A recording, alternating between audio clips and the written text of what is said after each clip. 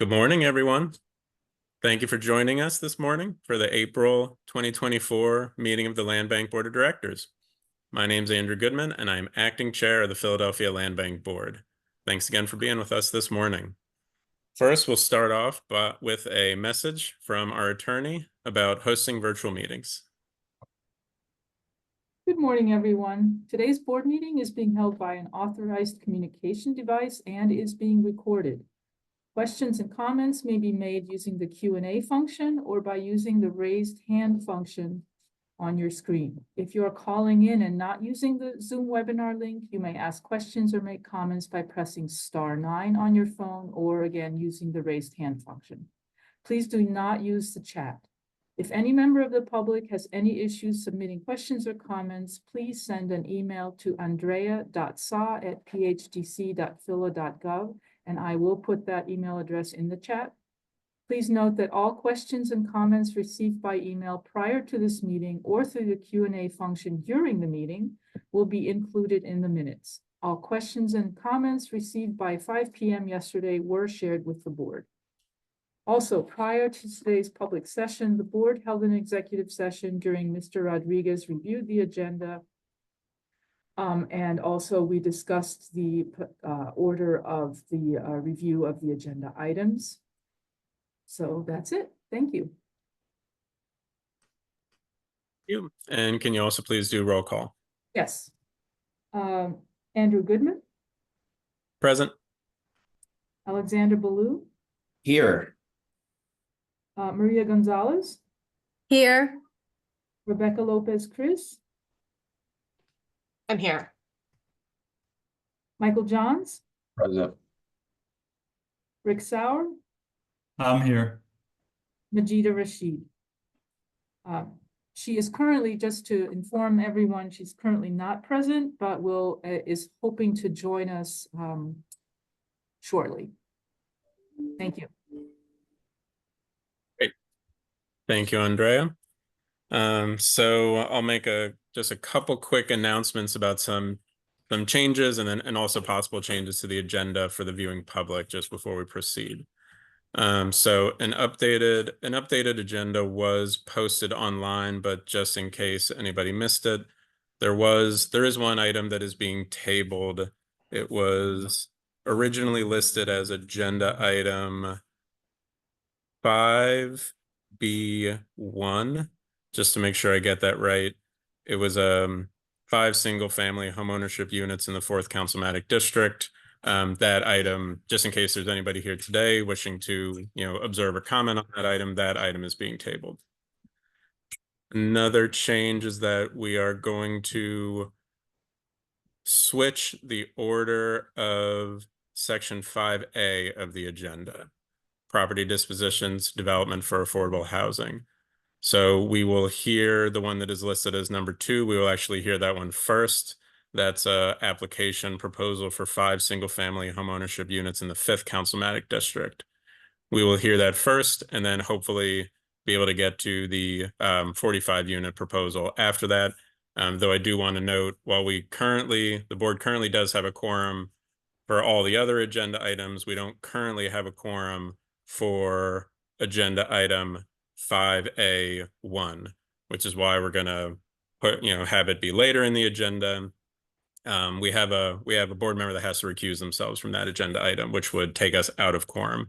And so in order to have a quorum in time to be able to hear that agenda item, that's why we're going to move it slightly later. But I do want to just note for everybody here, again, anybody here from the public that is here to observe or speak on that item, there is a chance that if we do not have quorum and are not able to actually conduct business or conduct a vote on that matter, we will have to table that agenda item as well. So I just want to, be upfront and transparent for everybody before we get into, the meat of the agenda.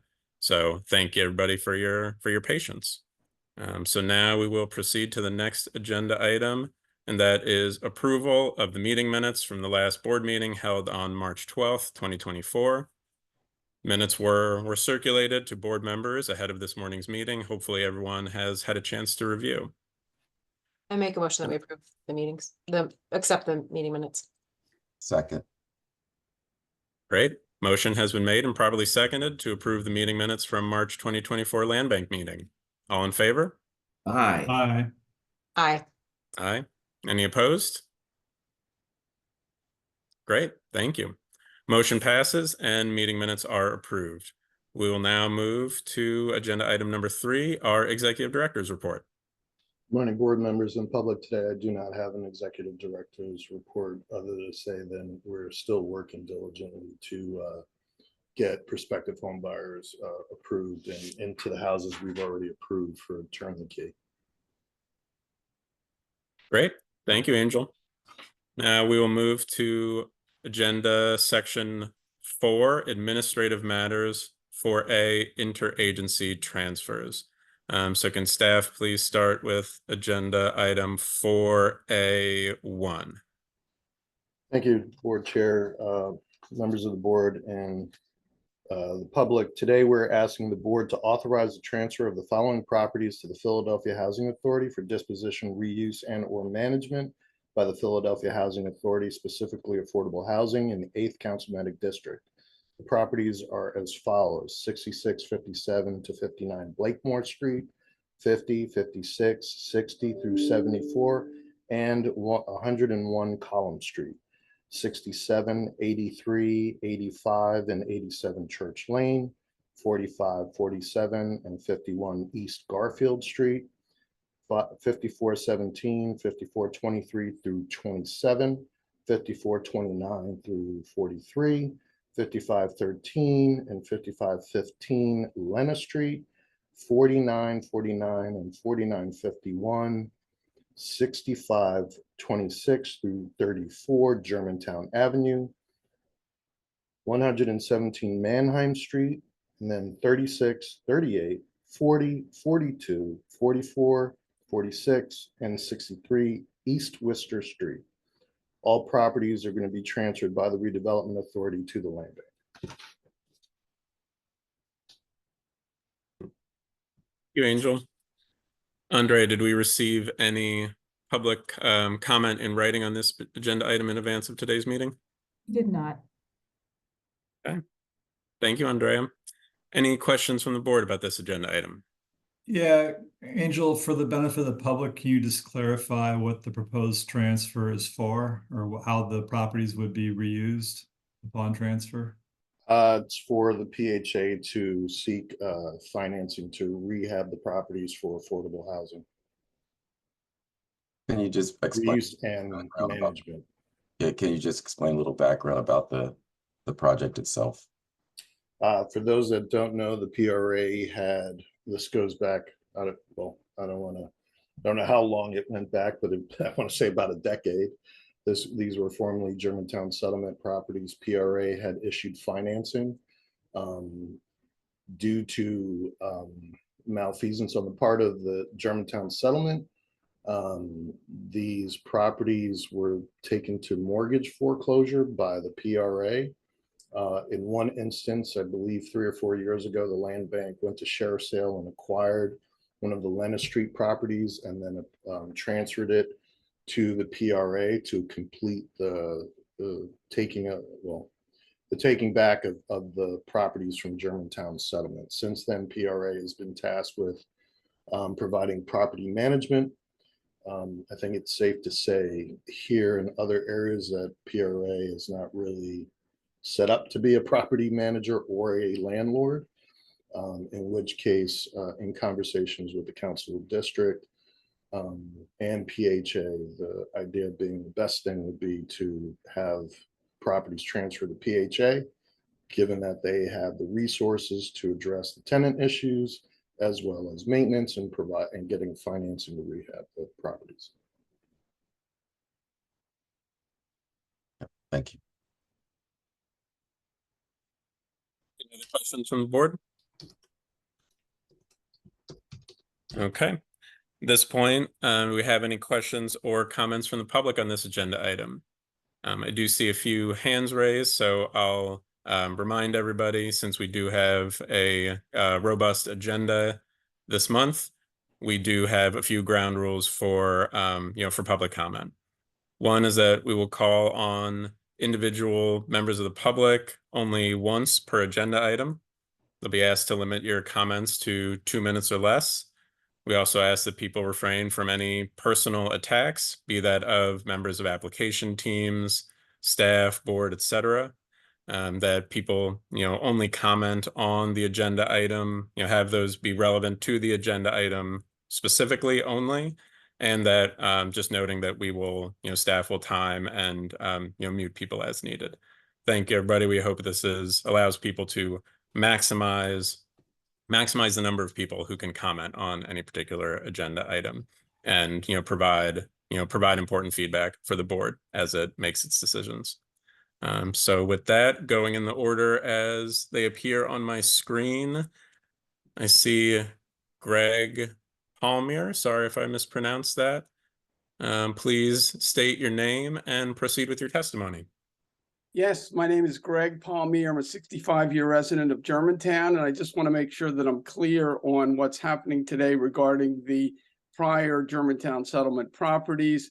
It's my understanding that these properties are going to become the ownership of PHA, the Philadelphia Housing Authority, and Philadelphia Housing Authority is going to manage these properties and continue to make these properties available to low and moderate income people in our community. Is that the correct understanding? Correct. Okay, thanks very much. Thank you. Thank you for joining us this morning. Next, I see Yvonne Haskins. When prompted, please unmute yourself, state your name, and proceed with your testimony. My name is Yvonne Haskins. Good morning. Good morning.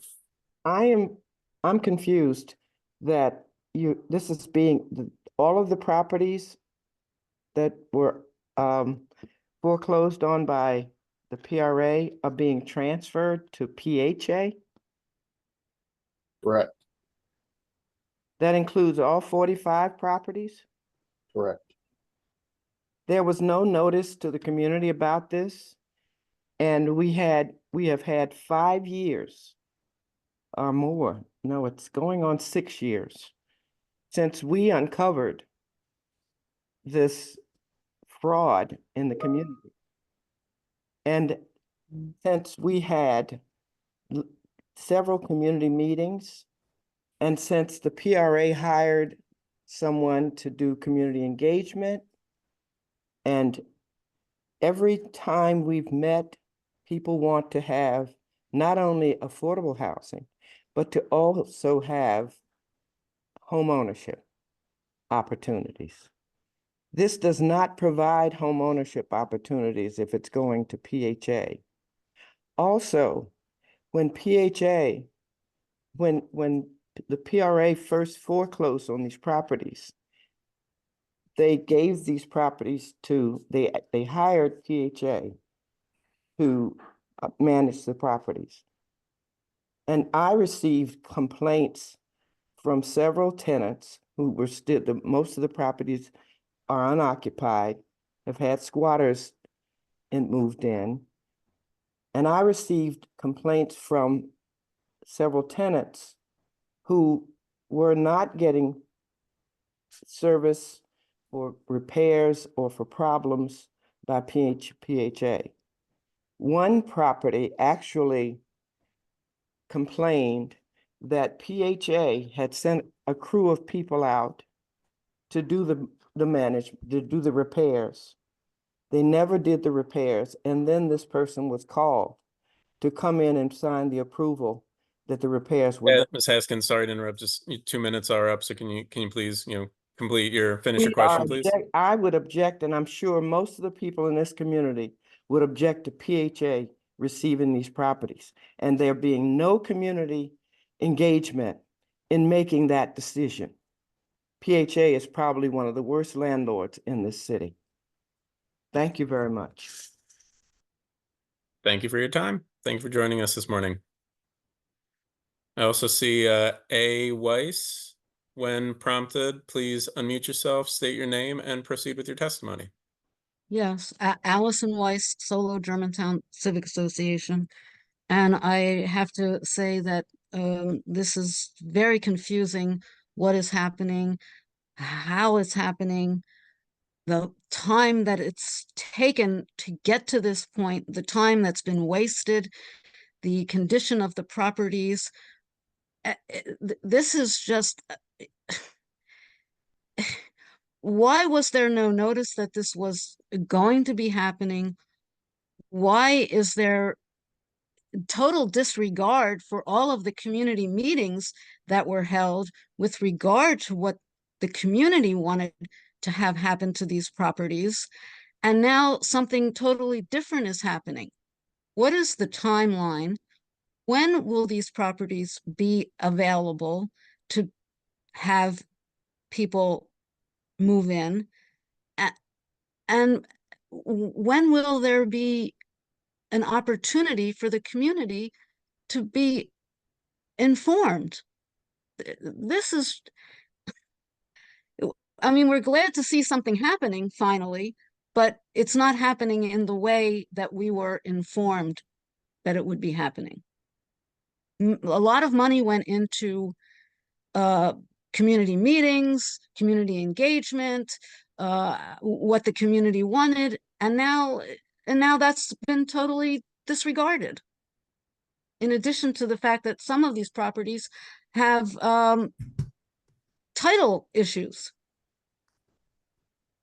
as was brought up at the last redevelopment authority meeting. There's a house that's in the rear of 83 and 87 Church Lane that faces Lena Street that doesn't have an address. But this is just a total surprise and shock, and disregard for the community process. So I'd like to know what the timeline is. Thank you for your comments and your questions. So I guess, Angel, I know you probably can't comment on PHA's process directly, but can you comment a little bit on the kind of the steps on, the PRA side that kind of preceded this coming to this, this board? So in terms of timeline for the transfer, the PRA board meets tomorrow, and they will be meeting to talk about the transfer. On the land bank side, we're a little bit more efficient than PRA. I just shout out to our legal department in getting resolutions over. Once the board resolves to do the transfer, then PRA will handle their resolutions. Council, we're expecting council to approve this. Then PHA has their own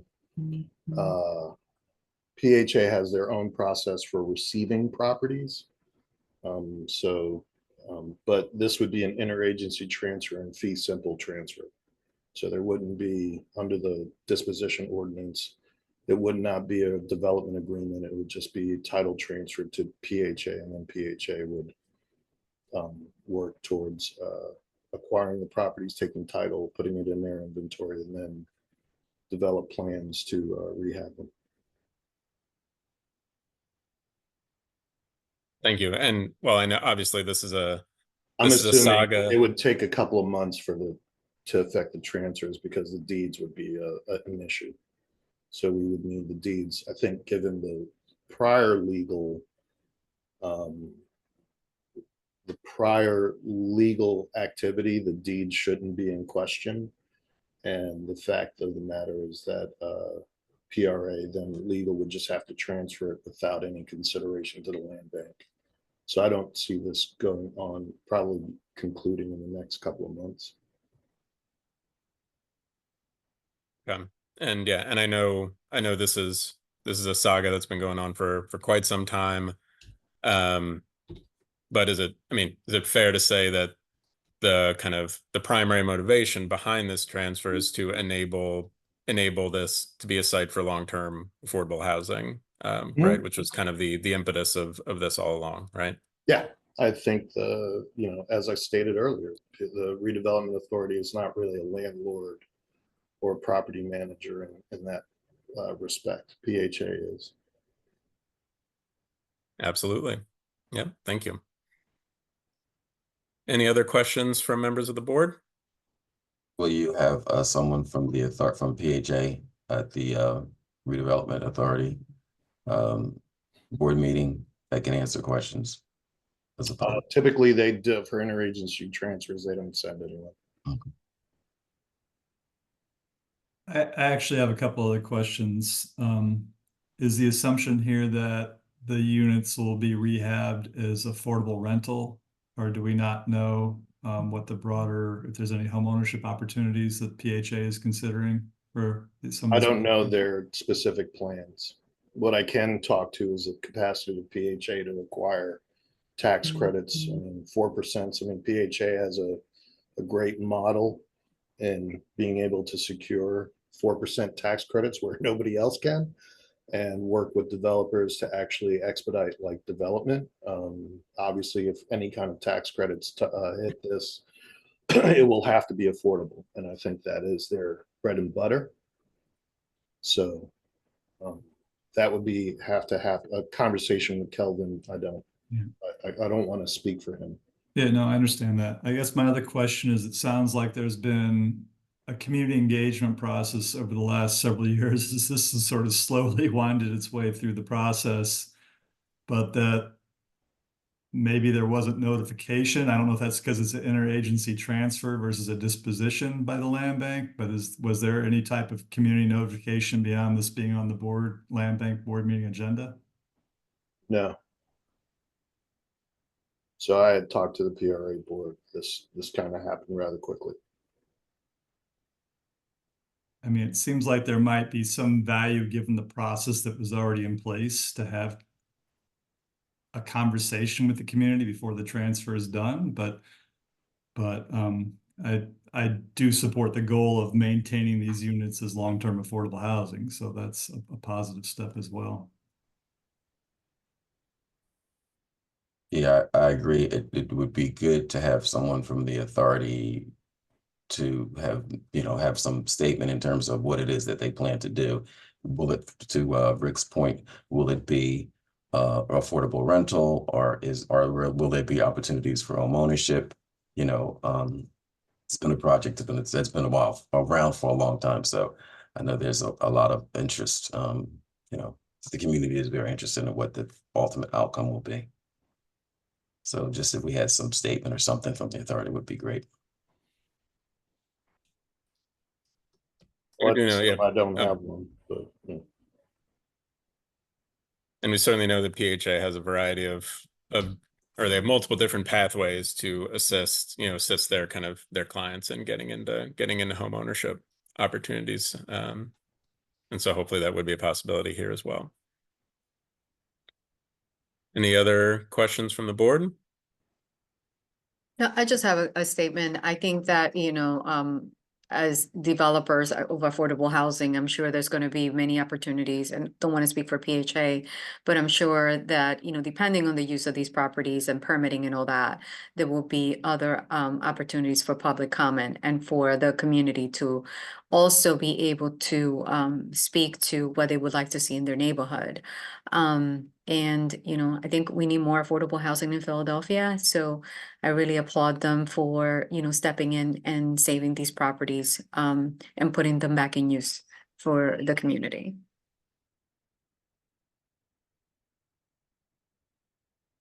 Thank you.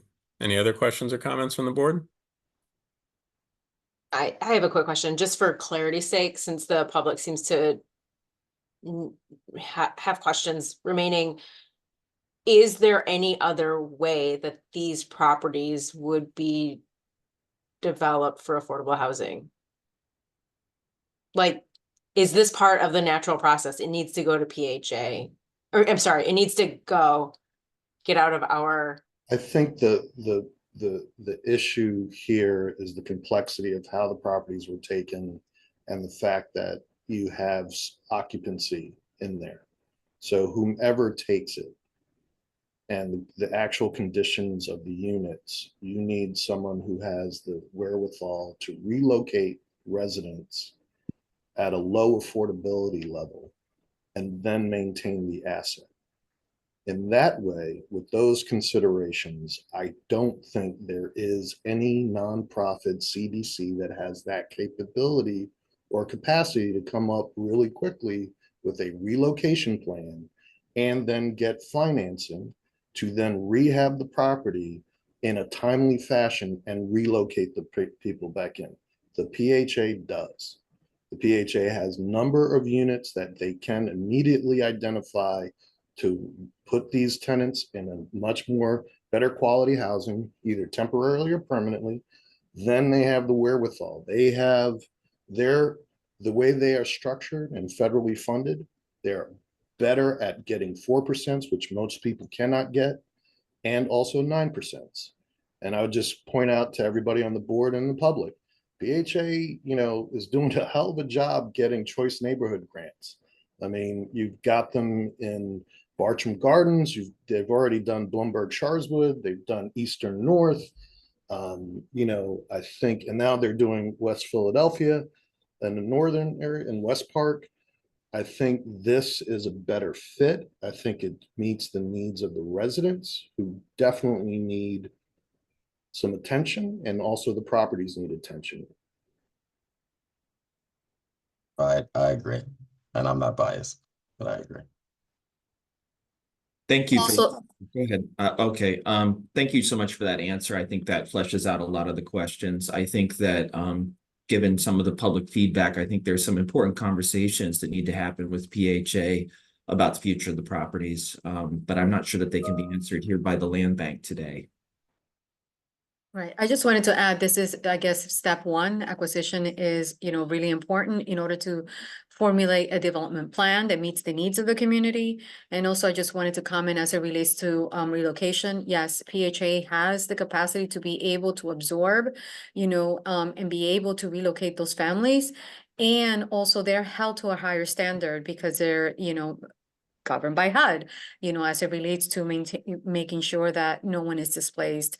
And, they're taken care of, and also having the flexibility to come back, which no other developer, unless you really have a large number of units, will be able to absorb that.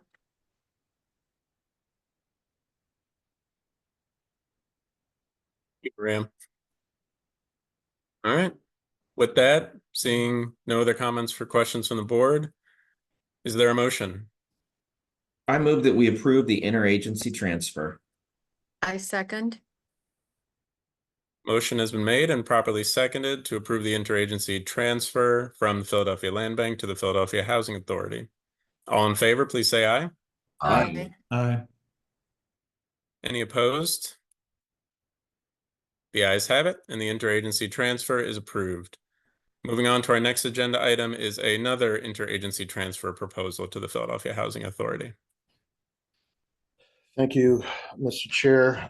Today, we're asking the board to authorize the transfer of the following properties to the Philadelphia Housing Authority for disposition, reuse, and/or management by the Philadelphia Housing Authority, specifically affordable housing in the 3rd Councilmanic District.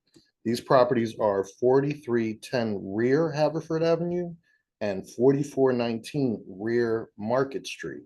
Both properties are being transferred from the city through the redevelopment authority to the land bank.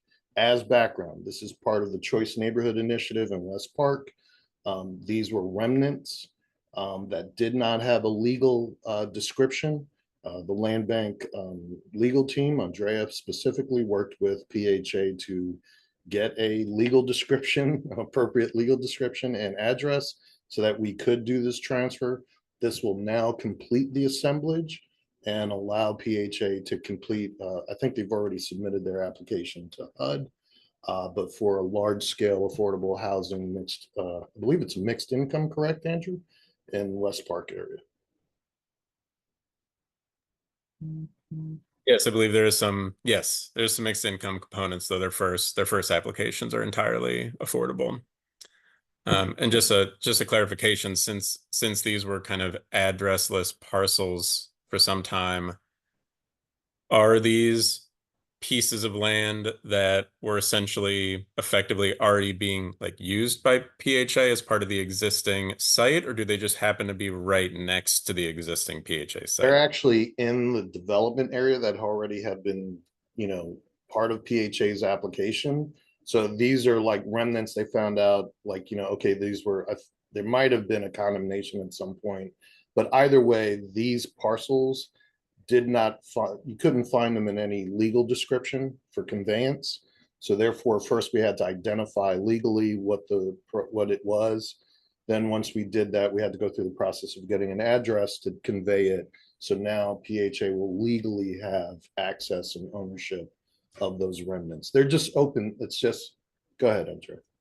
Yes, if I can give a little more background, these were actually assumed to be owned by PHA, but because they're remainders, they were basically properties that PHA had conveyed to the city, and then the city had subdivided and conveyed some of it to the Nehemiah Way development, but also back to PHA. And so it was always assumed that all of it had been conveyed. But then we discovered that there were 2 parcels that had not been conveyed back to PHA. And so we're just basically memorializing what had always been assumed was already the case. Gotcha. Thank you. Thank you. Super helpful. Thank you for that extra context. And did we receive any public comment in writing about this agenda item ahead of this morning's meeting? We did not. Okay, thank you. Any questions from the board about this agenda item?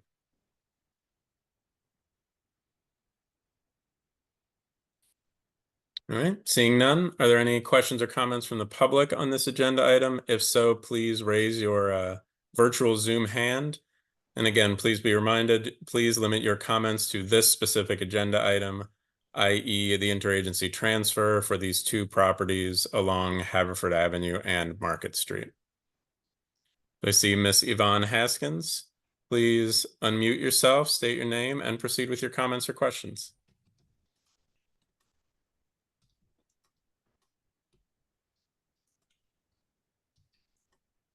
Though, perhaps it was a raised hand in error. Okay. Are there any other members of the public who wish to ask questions or give comments on this interagency transfer agenda item?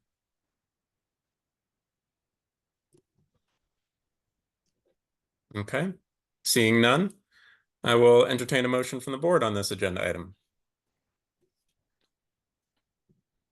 Motion to approve the transfer. Second.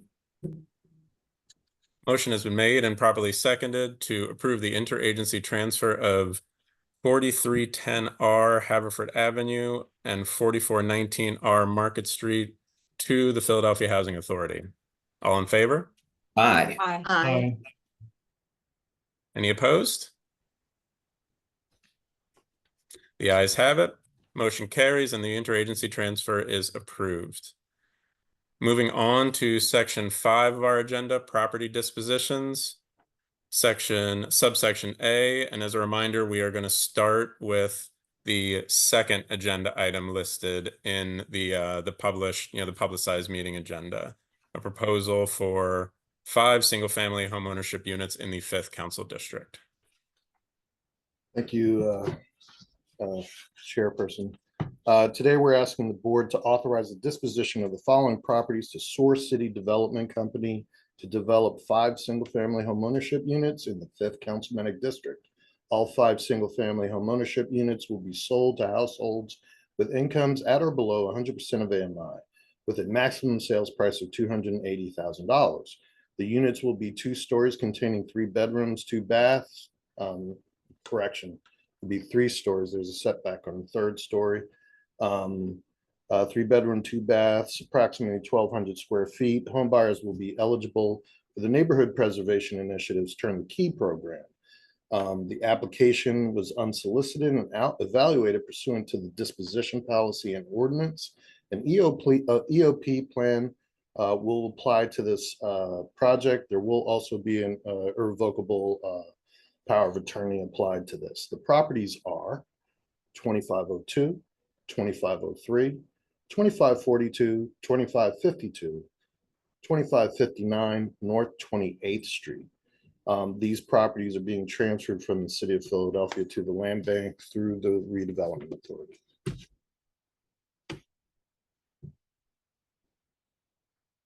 Thank you, Angel. And can you confirm that that a RCO meeting took place ahead of this morning's board Community meeting? meeting happened. Community meeting, yes. Where RCO members were present. Thank you. Thank you. Sorry, I just can't confuse the two. No. I gotcha. Got to use the right terminology always. All right. Andrea, did we receive any comments from the public in writing on this agenda item ahead of this morning's meeting?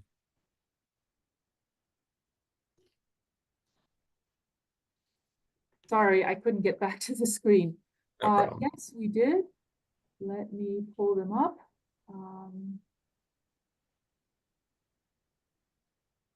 Source City.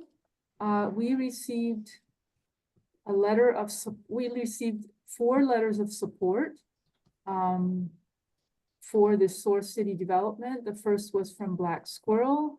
Kevin Williams is the CEO. The second is from Chris Pitt from Pitt Pass Development Group. Third is from David Langley, Philadelphia Accelerator Fund. And the fourth is from ULI Philadelphia, Kevin Moran, Executive Director. And all of them highlighted the importance of increasing the capacity of Black and Brown developers, minority developers, also allowing minority homeowners to build generational wealth, to reduce blight, improve the neighborhood's beautification, and to create entrepreneurial opportunities to drive the income needed to build a more equitable real estate development system, and also to increase the capacity of Black and Brown community development financial institutions to meet the demand for the capital. So Black Squirrel is, I think, the sponsor, the organization that's worked with Mr. Campbell to help him develop this project. And basically, they're all very much in favor of approving this project for this developer. And all of the letters were provided to the board, and they will all be included in the minutes to this meeting. I cannot read every single letter. They're rather long, but they're very strongly in support. We did not receive any emails either for or against, emails from community members either for or against the project. Okay, thank you for that summary, Andrea. And just to clarify, and for kind of for refreshing memory, this was a proposal that had come before this board a couple meetings ago, and there have been some, correct me if I'm wrong, design revisions since that meeting, right? Angel, can you kind of give a quick summary of what those are? Yes, when they were put there wasn't a setback third floor. I think in terms of the design, there was issues with the design, as was pointed out by board members. They have addressed that, and then in terms of livable space, they put the setback third story and maintain the front facade. I mean, there is a zoning overlay. They had to comply with that. So they're in compliance with the zoning overlay, and then they designed it so that it was a much more livable space. Thank you, Angel. Any questions or comments from the board? Yes, I do. First, I just want to commend the development team for going back and changing the design. As an architect, that was driving me insane. I think I was the one that had most of the comments related to the land, the way that the plan was laid out. This is a much better plan, livable for a family. So I appreciate that for sure. Just a couple comments on the fact sheet, and we just have to make sure that the fact sheets are accurate. And I'm glad Angel mentioned the change the 3-story to 2-story to 3-story, because that was one of the things that I saw. Also, it says approximately 1,200 square foot each, but when I calculate the the dimensions of the site and parcel, I get 1336 for the unit. So I don't know if they can explain what the difference is. There's also on the development fact sheet, page 72, it says 5,000 square feet gross. It should be 6,000, but the numbers actually calculate correctly to be 6,000 based on 1,200 square feet. And there's no porch shown in the plan, and that should be shown on the elevation for the plan. So,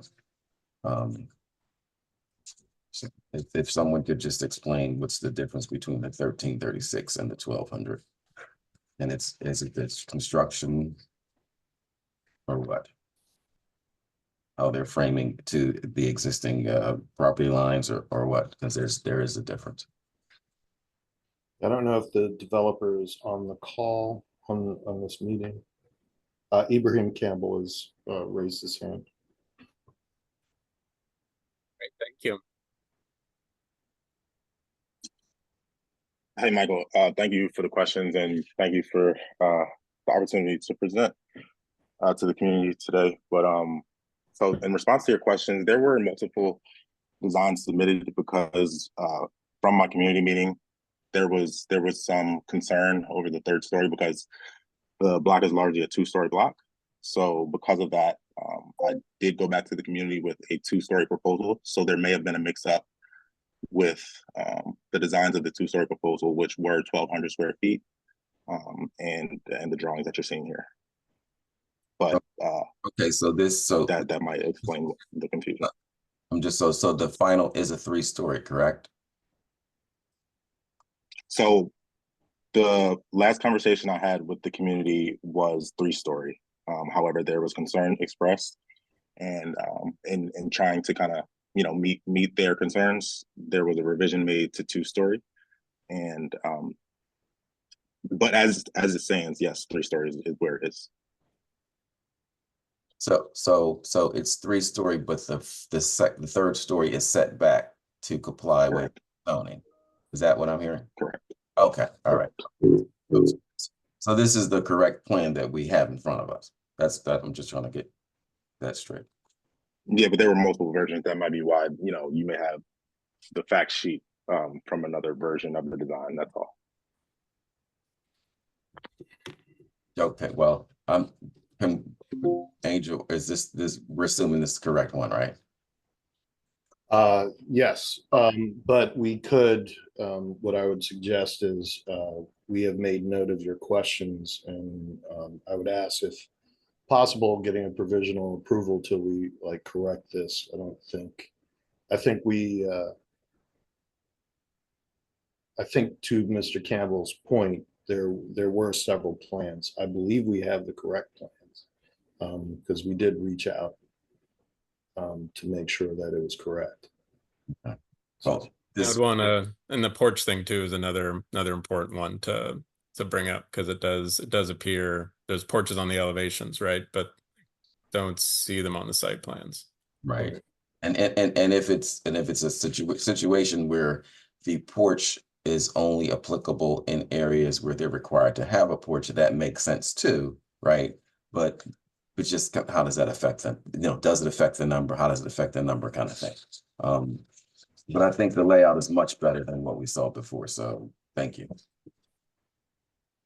Yeah, I think, as we're presenting, for a resolution, I think it will be important to make sure that we have clarity as to what we're approving, the type of square footage, how many stories. And I think going forward, I think it will be important to make sure that the information that we get is very clear, so we know what we're approving, and there's, no misunderstandings, within what we're approving and also in what the community is expecting to be built. And lastly, please, if we can make sure, I know I said this ad nauseum, to for the developers to include furniture on the plans. So, you can accurately kind of see what fits, whether it, bedroom is legit. I know that this is legitimate sized rooms, but if you don't show it and you've got some smaller units, you don't show furniture, people in general can't necessarily tell. does this fit a living room? Does this fit a bedroom? Can a family, be here? But the plan that we have in front of us works for me. Looks good. So then just to make sure, for consistency that I've got it right for what is being proposed on each of these addresses is 3-story, 1,200 square foot unit, 3rd floor setback and porch. Mr. Campbell, can you confirm? Yeah, that is the current proposal that's being presented, correct? Okay, thank you. Any other questions or comments from the board?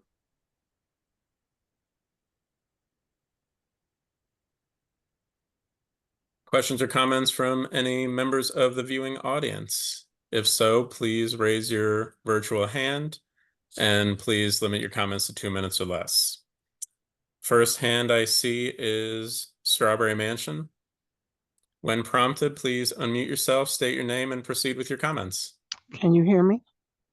Loud and clear. Good morning. Good morning. How is everyone this morning? I'm an affected resident of Strawberry Mansion as well as an affected RCO. And the last drawings I saw were some kind of hand revision. Then later we did get something that may look like whatever you all are looking at right now, and I'm not really sure. Strawberry Mansion also has an overlay, and the elevation, we're not clear whether it's in violation of that or not, whether it's setback or not. I also just wanted to indicate that words do matter. And I think it's very heartfelt and harmful when, in particularly this case, people keep talking about Black and brown people and never really came to our community to really, work with us and talk with us. And these words keep being moved around in this whole idea of affordable housing. And that is not what we see. You got 4 letters of people who don't even know that neighborhood. You got this, we support Black Squirrel, Abraham Campbell process, but you don't have anything from the community. And if there were other meetings, again, these meetings are haphazard. They're not inclusive of all of the people, including the process of RCOs that should be notified to make sure that we all are in agreement and that we all see the same thing. Again, these non-basement type of properties make and reduce those homes, particularly 2, which are only 900 square feet to approximately 700 square feet. You all are assuming that there could even be a sale of these houses for that block. Like there's no real accountability of how we're even putting so-called Black and brown people, so-called low-income people in harm's way of a $280,000 mortgage, that these properties are suitable to starter homes or homes long-term. So I just wanted to say that it really is a hardship, really, to communities and to leaders such as myself when we have to combat with our government around terminologies, words that really mean nothing, because none of those people, none of that support could tell you anybody they even know in that community. They've not worked with us in any real capacity, and they using their banks and different things to just kind of bully this board, other boards, and members of our elected body. So I just think we need to be more accountable. This project is really wishy-washy. We don't know what they're building. There again, like I said, is an overlay. Does throwing a 3rd roof or a 3rd height or elevated height violate that? Sorry, 2 minutes has passed. So can you wrap up your comment, please? Thank you. I've said what I had to say. Thank you. Thank you. Thank you for taking the time. And, and certainly do know that, any member of the public is welcome to attend these meetings, give comment, also give written comment ahead of time, but certainly trust and believe and know that this board does pay very, very close attention to to the origins of the comments, right? Especially as especially with residents and community stakeholders in the neighborhood where the, you know, where the application is located in. So thank you for that. Next, I see Calvin Williams. Mr. Williams, when prompted, please unmute yourself, state your name, and begin your comments. Yes, good afternoon, all. I just want to put my support around. I am Calvin Williams from Strawberry Mansion also. I like to put my support around the community concerns comments. And I'll limit to that. I fully support the comments made there. Thank you. Thank you. Thank you for your time. Next, I see David Langlieb. When prompted, please unmute yourself, state your name, and proceed with your comments. Thank you, Andrew. This is Dave. I'm the Executive Director of the Philadelphia Accelerator Fund. I did provide a letter of support for this project, or sign a letter of support, and wanted to reinforce that and also support Ibrahim Campbell as a developer. Ibrahim's project will create 5 new homeownership opportunities for Philadelphia residents who will be benefiting from Turn the Key subsidy, and as such will be able to own their homes for considerably less than it would cost to rent a comparable 3-bedroom residence. Ibrahim grew up in Philadelphia. He's committed to investing in the city. The disposition proposed here will enable him to scale up his affordable housing development activities. He's one of several successful graduates of the Philly Rise Development Accelerator Program, which we at PAF here are excited to support as well. And we also provided a term sheet for the project's pre-dev debt and expect that we'll be able to partner with the reinvestment fund on the full project financing. I think support for developers like Ibrahim from the Accelerator Fund is designed to leverage the requisite construction debt, ultimately enable Source City to attract bank financing and to build more quality affordable housing throughout Philadelphia. Thank you for your time. Thank you. And, you know, just to clarify, even though I know it does come up frequently at these board meetings, but, you know, showing that these properties are eligible to participate in the city's Turn the Key program, you know, provides first-time homebuyers with the opportunity for a soft second mortgage up to $75,000. So I know it, you know, comes up frequently where the maximum sale price on a land disposition, you know, is much higher than what the actual kind of obligation is to the first-time homebuyer, thanks to the soft second, as well as a variety of other assistance programs for first-time homebuyers that the city is able to bring to the table. So I know it's obviously become pretty common discussion topic at these board meetings because of all the Turn the Key related dispositions, but since it's the first agenda item on that topic this month, just wanted to raise that up as well. Angel, I saw you on mute. Did you have any comments on that? Yeah, just to give some context, the Turn the Key program would provide $75,000 in this point, plus it would be coupled with an additional $10,000 of, you know, closing support. All of our partner banks provide at a minimum $10,000 of a product for that property owner. Just so we're really clear, you know, what we're seeing in closings, the average monthly payment, mortgage payment for Turn the Key recipients are $1,353. Typically it's, you know, much less than the local rent for a 3-bedroom, 2-bath. And then what you're looking at is the average home buyer income is $45,000. Credit score is 600 is the average credit score of the home buyer. We're hitting about, at this point, we've dropped from 58% AMI down to 57% of AMI. So, you know, just saying that the program is working as it was meant to be, it was designed. There's built-in equity because once you build there with, you know, surrounding development, you're really creating wealth, long-term wealth. And I know it's super helpful, certainly for this board, to be able to hear the kind of up to the minute numbers, right? Because even while, you know, oftentimes when this board approves the, you know, the disposition applications, obviously we know there's a whole bunch of other steps after that to actually bring something to construction and get something on the market. So, and we know, I mean, it's an understandable, I think, kind of disconnect between, you know, what the land disposition, you know, agenda item says is the maximum sale price versus the kind of the true and genuine income and kind of obligation to whoever the first time home buyer is. So, I mean, I guess since it has come up, I mean, no, seeing that turn the key is actually becoming beneficial to so many people at lower AMIs than what the land dispositions are being sold for. Has there been any conversation to kind of right size, for lack of a better word, in terms of adjusting maximum sale prices or AMI thresholds to be lower, since that is the target for, since that is where the kind of prime opportunity for turn the key is, and that's where the average home buyer is coming in at so far anyway?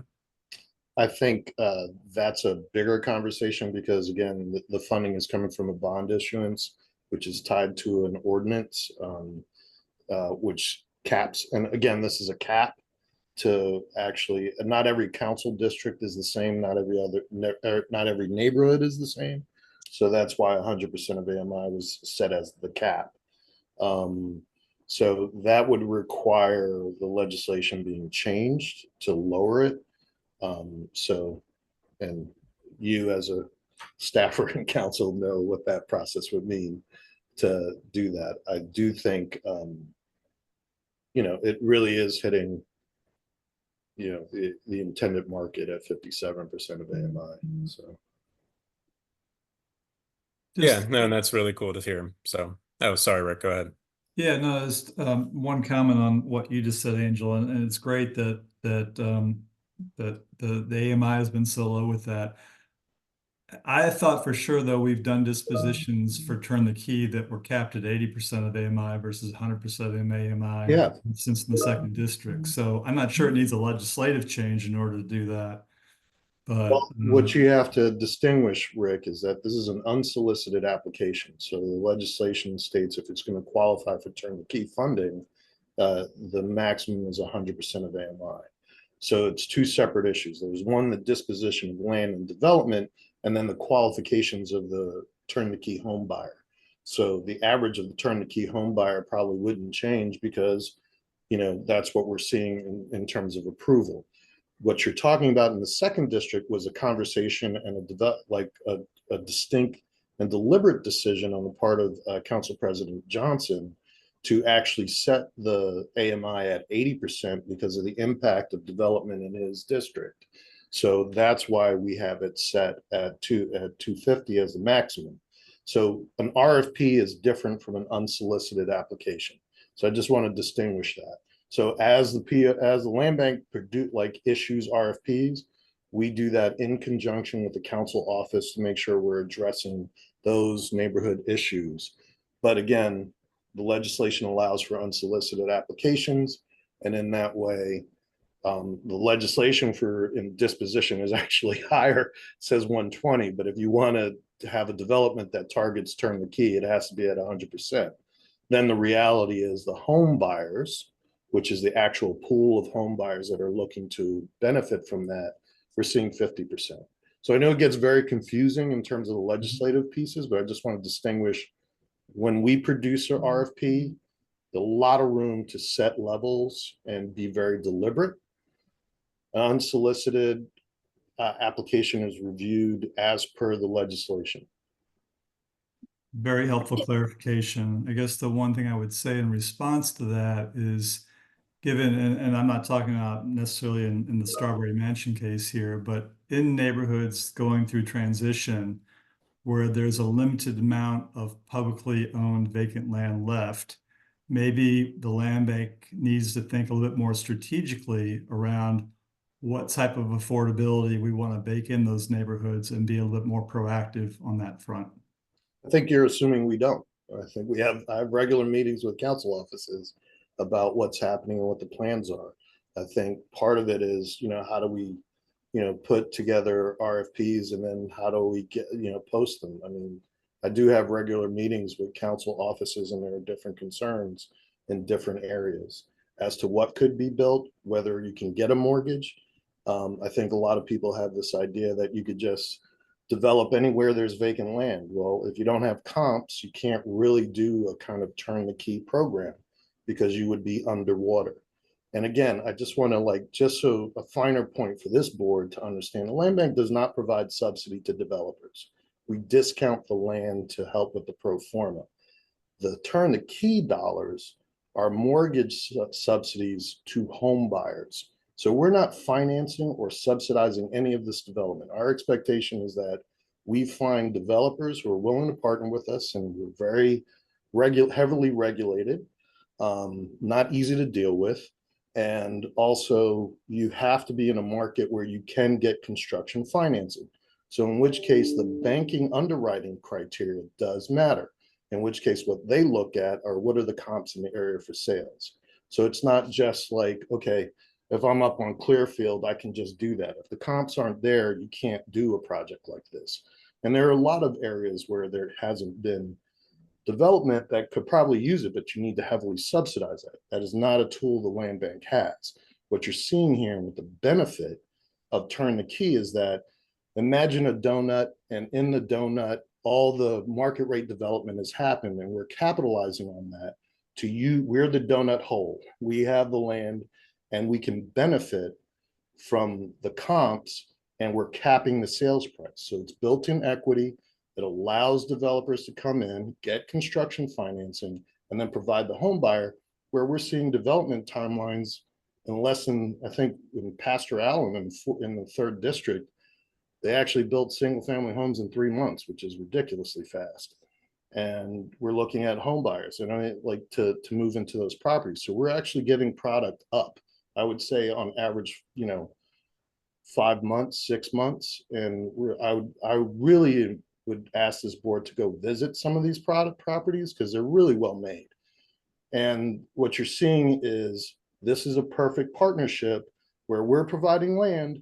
They have to use the private market for financing, and then they have to build it because they have a development obligation to us, but also to the bank. And they're highly motivated.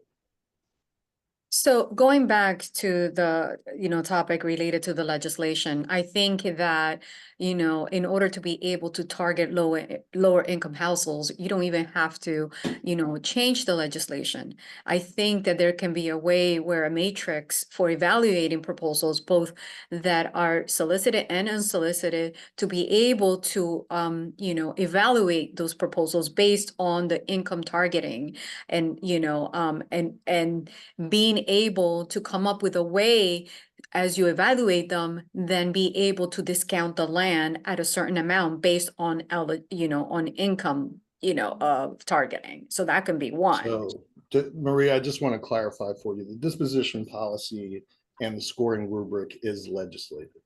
So the council in 2020 legislated the scoring rubric for solicited and unsolicited.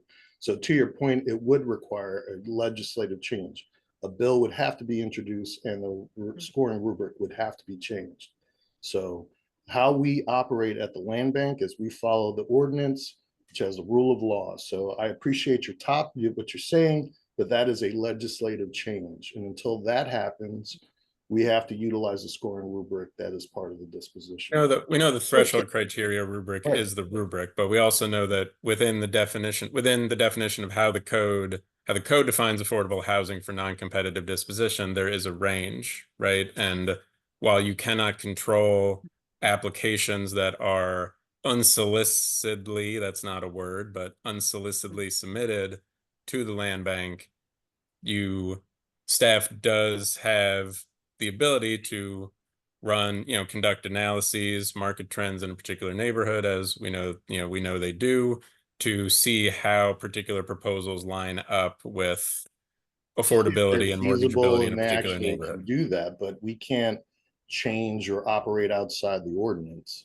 Of course, we can. I don't think anyone's saying that. Do that. And nobody's saying that. I'm just saying that, in order to be able to approve a certain it incentivizes developers to also target some percentage. I'm not saying 100%, but some percentage to lower income households and really make it affordable. I think what I'm trying to tell you, Maria, is that is a legislative change because I understand.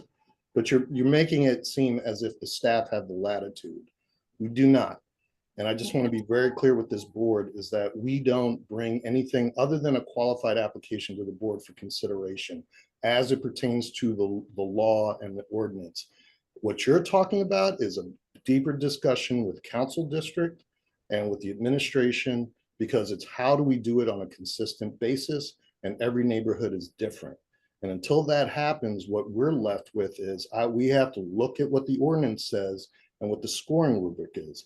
I also have a different filter, is that I want to protect this agency from any undue lawsuits, which we have been subject to lawsuits about if we do things differently. So I just want to be really clear that what you're talking about is a legislative issue. I understood. And I think, again, based to what Andrew just said, there is a range as well, and no one is saying to go outside within the legislation.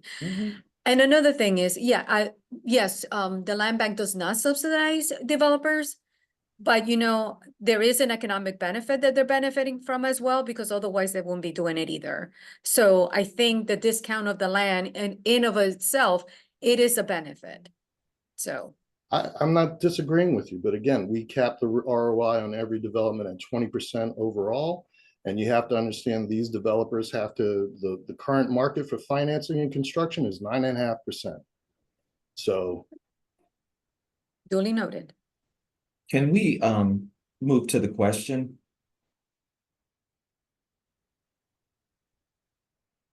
So any questions or any additional questions or comments for the board on this agenda item?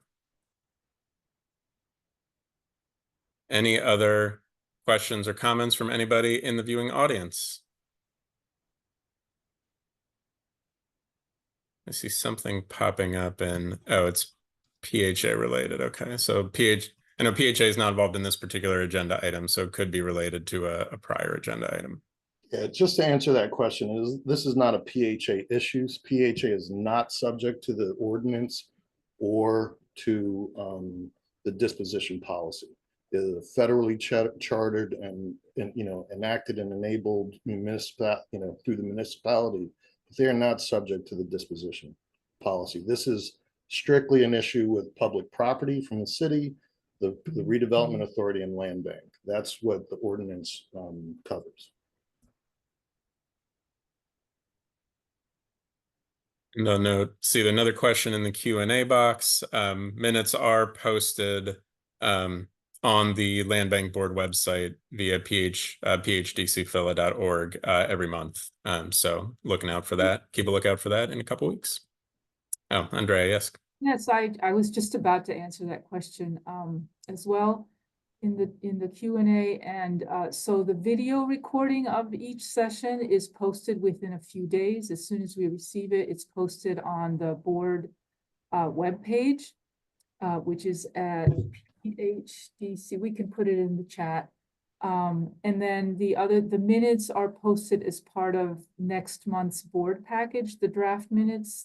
They are not posted prior to that, but you can always review the board meeting recording. Thank you, Andrea. All right.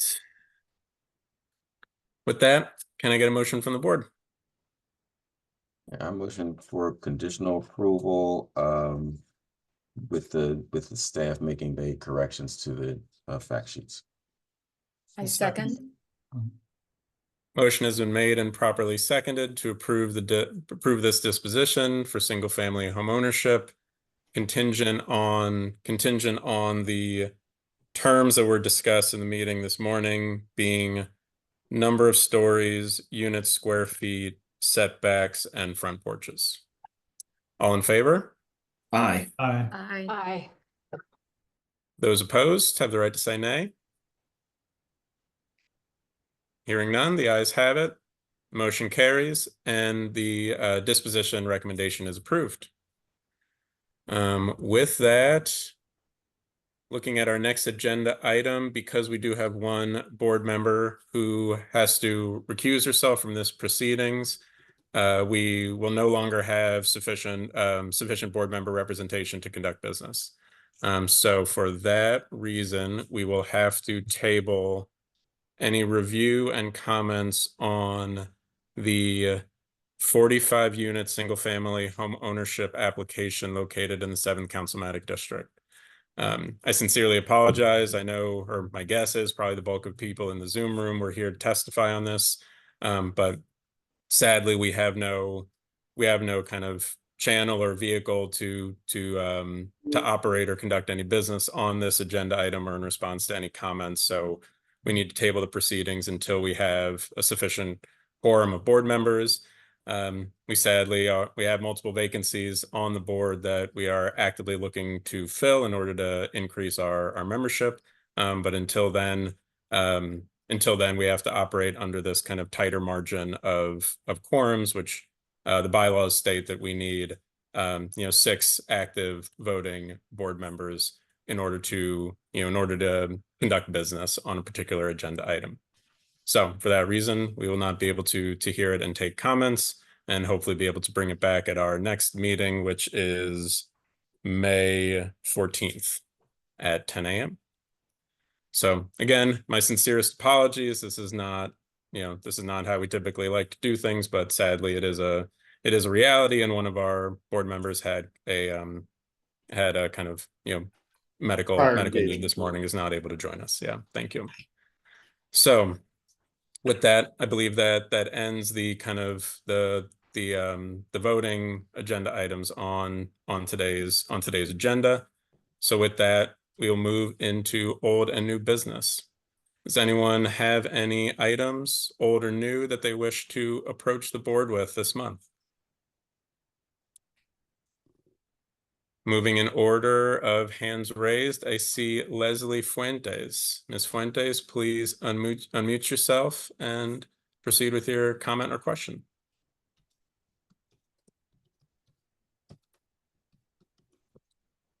Hi, can you hear me? Yes, go ahead. You have unmuted Adam Butler, not Leslie Fuentes, just Okay. point of clarification. I have a general comment. I have a question regarding the recusal. Which board member had to recuse for the prior item? It's Secretary Maria Gonzalez, and I believe that letter will be posted along with the board information, along with all the public comment that was submitted for this morning's board meeting on our website. Thanks, Andrew. A general comment I have for the board is that it's time for the Land Bank Board to have a community member representative of organizations that solicit land for non-development use. And it would be really great if there was a board member that was a gardener or a community group represented here today. Thank you. Thank you. Thank you for being with us this morning. Next, I see Mo Rushdie, and I do want to make a point of information, clarification, is that Mo Rushdie is now a former member of the Land Bank Board. He issued his resignation following the March board meeting. So just in case there are any members of the viewing public that did not know that, just wanted to make that clarification. So Mr. Rushdie, when prompted, please unmute yourself and ask your questions. Thank you, Mr. Chair. Good morning, Land Bank Board members. I have a question on the recusal. Has there been a reason for the recusal? Just knowing that the recused or the board member that recused themselves have voted before on dispositions in the 7th district with similar applications. So is there a reason given for that recusal? Andrea, would you like to? Yes. Yes, all I can say is I can provide the letter from Ms. Gonzalez that was provided to the board. She wrote to say that she's recusing herself because in her day-to-day professional capacity as president of ASE, she has an interest in and association with the CEBA Latino Equitable Development Collective, of which ASE is a member organization. And as a member of CEBA, ASE has advocated for the development of affordable housing for very low-income households in the neighborhoods where the properties listed in item 5A1 are located. And our conflict of interest policy does require that board members who have a potential or actual conflict of interest disqualify themselves and abstain from participating in the discussion or the vote on such agenda items. All right, but I'm sorry, but and I guess the question is for the board member. Same board member voted on a disposition that has 49% market rate of over $600,000 homes, and the other 51% are affordable homes, and that was a joint venture disposition between APM and Scanapico. So again, and that's in the same district. So I'm not following here, and I'm not trying to put anyone on the spot here. This is my third time coming to the land bank with the same application, of which for the same reasons of not enough board members being there to vote yay or nay. And we continue to be in the gray zone and on an application that has been highly politicized. So I need to be very clear and understand exactly where no votes are coming from and where refusal is coming from. So I guess the question is for the board member. I mean, is there a specific reason for that specific application the recusal is made versus others?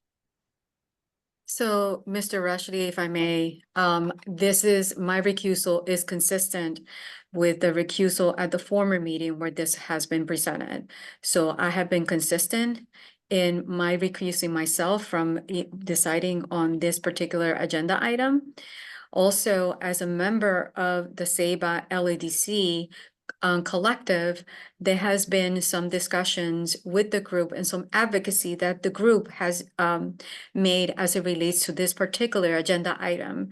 And just to make sure that I'm transparent and clear, and making sure that in any way, any of my decisions, as it relates to this is not tainted, doesn't taint the process, I have chosen to recuse myself. Again.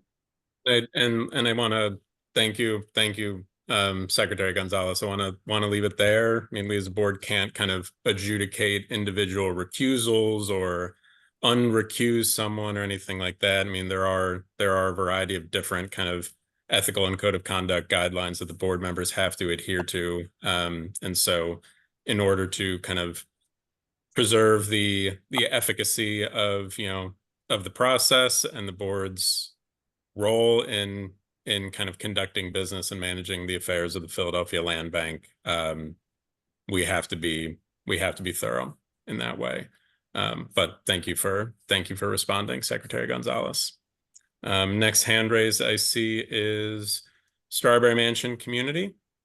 When prompted, please unmute yourself and begin your question or comment. Hi, Strawberry Mansion Community Concern. I just wanted to state that the community with the North 28 conditional disposition does not have what that development is.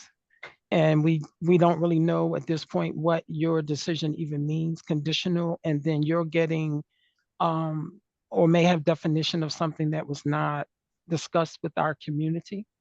So we do need to get some clarity on what it is. And again, we do have an overlay, and we need to really look at whether or not just throwing a third floor onto a 2-story block of row houses, over 50-something row houses, is the ideal development for that block.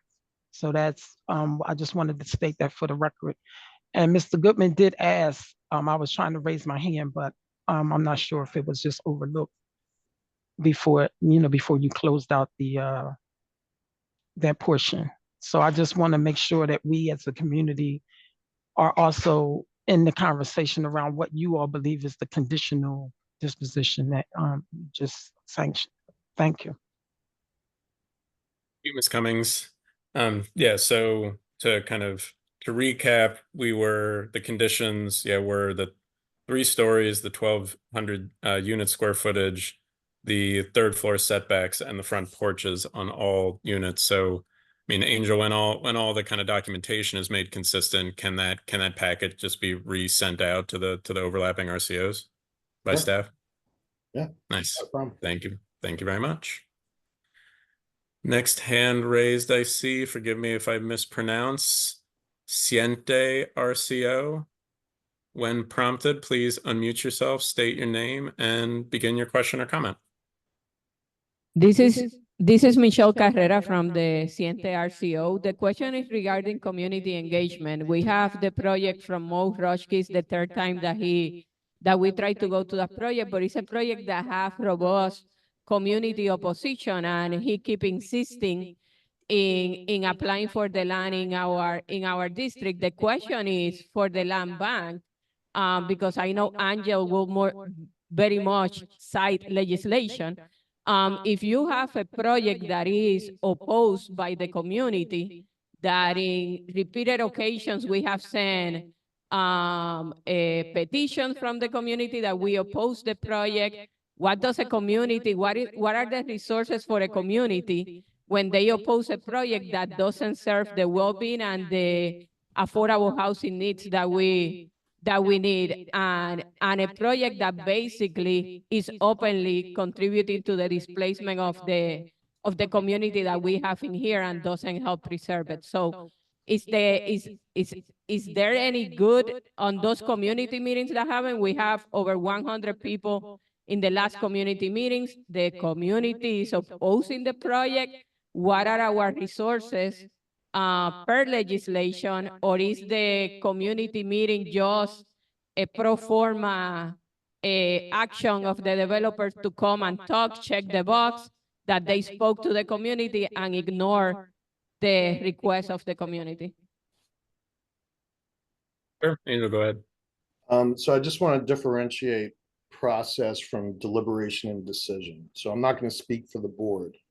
What happened here today and what's been happening is that the board does not have quorum to legally make a decision. So there has to be quorum for the land bank board to decide. I don't speak for the board. All we as staff members do is qualify the applications and assure the board that what they're reviewing is a qualified application. It is the board's responsibility to deliberate and to hear the community feedback. So the point of the community meeting is so that the community is aware and prepared, and that they can come to these meetings and be heard and be a matter of record. At that time, it is up to every board member to take in that information, all your feelings about it, and deliberate and make a determination, yay or nay. What we have right now is this project is in limbo. It is still a qualified application, but no determination has been made by the board. The board can vote it down if it had quorum. The board can pass it if it had quorum. Issue here is we don't have quorum. So therefore, legally, the board cannot make a determination. Andrea, do you want to add to that, or did I capture it properly? No, you captured it properly. And also, I just want to remind the board that although you can choose to accept public comment on that particular agenda item, there can be no deliberation among the board on this particular agenda item. I did hear the question. The question I heard, though, from Siente is the community meeting, not this particular meeting, but what is the purpose of the community meeting? And I just want to set forth that it is not part, and I have explained this before to many other public commenters in writing, that the community meeting was added to the land bank's process. It requires the developer to reach out to the community through RCOs, but also in other ways, to provide information about the development that is being proposed to the community. It is not part of the RCO approval process. It does not require RCO approval. It is a way for the RCOs are contacted so that they can get people to come to the meeting and notify the community that is a part of those RCOs about the community meeting. But again, it is not a legislated requirement for developers to have this meeting. This was added by the board in response to communities stating that they didn't have enough information about proposed projects prior to the board's meeting. Thank you. Thank you. And I will certainly say, as an individual board member, at least, that the comments, feedbacks, letters, all the variety of different methods that we receive in advance of agenda items from members of the community are certainly genuinely considered by board members, and myself, one of them. Next, we have Calvin Williams. Mr. Williams, when prompted, please unmute yourself and ask your question or make your comment. Yes, I'll be brief. I just wanted to state that I'm not really familiar with Black and Brown communities, but I am familiar with African American majority community, which I'm part of. And the fact that policies, past policies of redlining and discrimination and racism has put us in the position. And anything that would have us an opportunity to be at the table to reconstruct and make things right again, anything and any method that holds the process down, I'm in favor of. So if there is a board member that is not eligible to be able to get the quorum that you need to do business, I don't have any real opposition to that if it halts the process that the people in my neighborhoods and the African American community have a chance to right all the wrongs that's been done. Thank you. Thank you for your comment. Thank you for staying on this morning's meeting. I do see a question about a specific application in the Q&A box. Angel, do you want to follow up with them directly? That needs to happen offline, yeah. Yeah. Okay. So you'll reach out to them. Nice. Thank you. Okay. All right. Seeing no other old or new business. Oh, one more. Manny Delgado. When prompted, please unmute yourself and state your question or comment.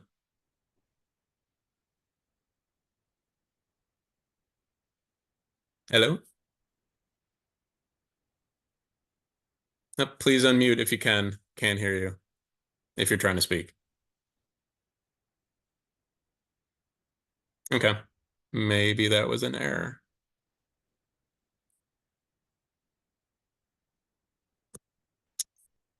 Okay, and I don't see anything in the Q&A box either. So with that, that concludes public comment for this month's meeting. Can I get a motion to adjourn? So moved. Second. Motion has been made and properly seconded. All in favor? Aye. Aye. Any opposed? The ayes have it. Motion carried. Meeting is adjourned. Next Land Bank Board meeting is May 14th. Thank you, everybody, and we will see you next month. Thank you. Thank you.